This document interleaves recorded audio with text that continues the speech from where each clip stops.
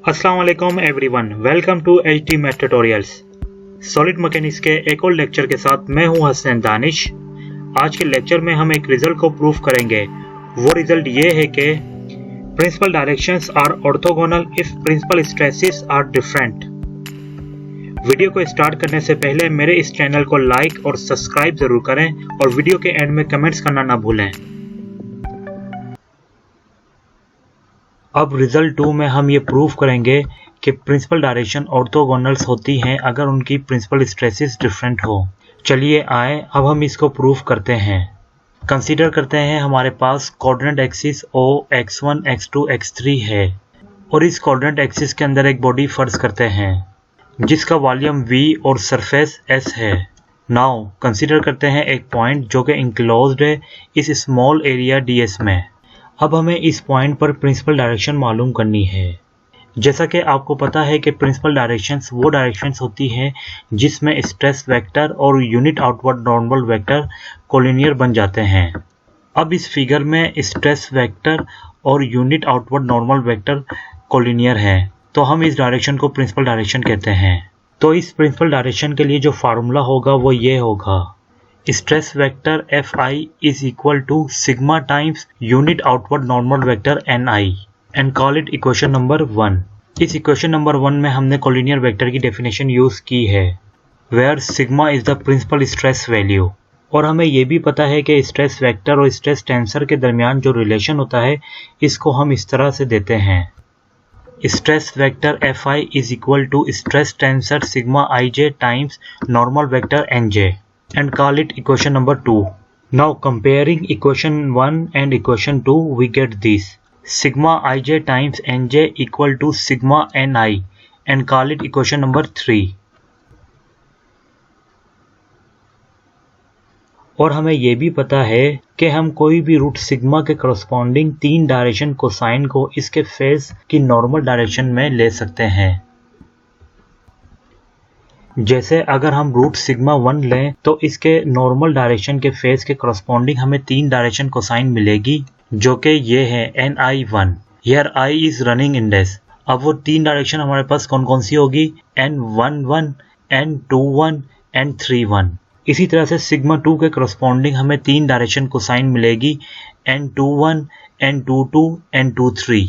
Similarly for sigma 3। अब इसी concept को हम अपनी इक्वेशन नंबर 3 में यूज़ करेंगे कि अगर सिग्मा हमारा रूट है, या फिर हम ये भी कह सकते हैं कि सिग्मा हमारी प्रिंसिपल स्ट्रेसेस की वैल्यू है, तो इसके करस्पॉन्डिंग हमें 3 डायरेक्शन कोसाइंस मिलेगी, मतलब Ni।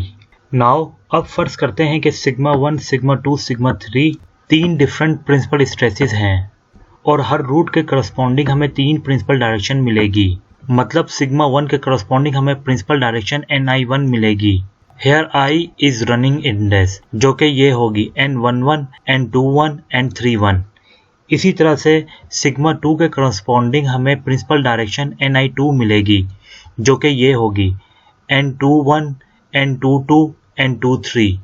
सिमिलरली फॉर सिग्मा 3, यूं equation number 3 sigma equal to sigma 1 के लिए ये बन जाएगी and call it equation number 4।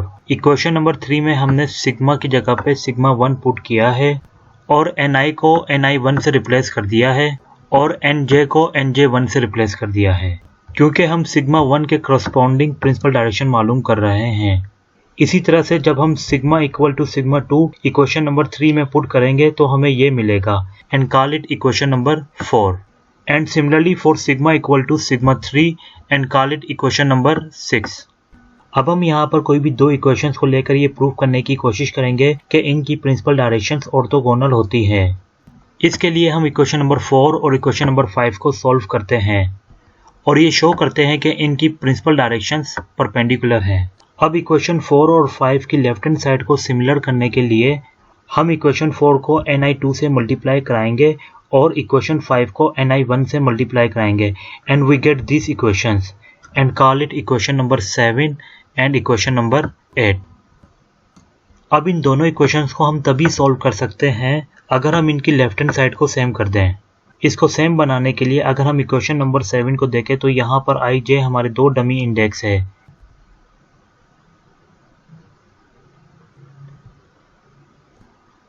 इसका मतलब ये हुआ कि हम I और J को आपस में इंटरचेंज कर सकते हैं, मतलब I को J में और J को I में तब्दील कर सकते हैं।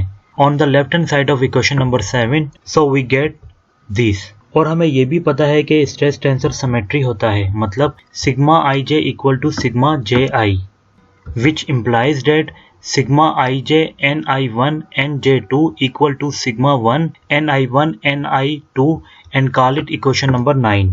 अब हमारे पास इक्वेशन नंबर 9 और 8 की लेफ्ट हैंड साइड सेम हो गई है।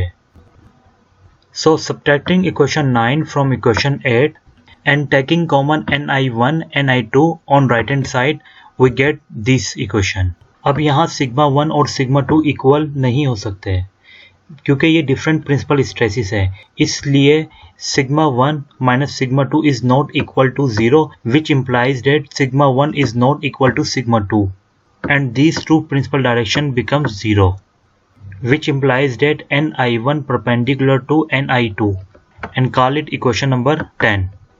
Equation number 10 shows that principal directions corresponding to the principal stresses are orthogonal।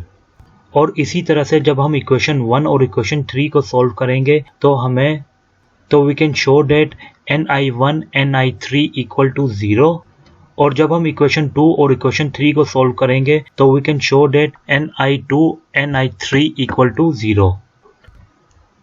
Hence we conclude that principal directions are orthogonal if the principal stresses are distinct।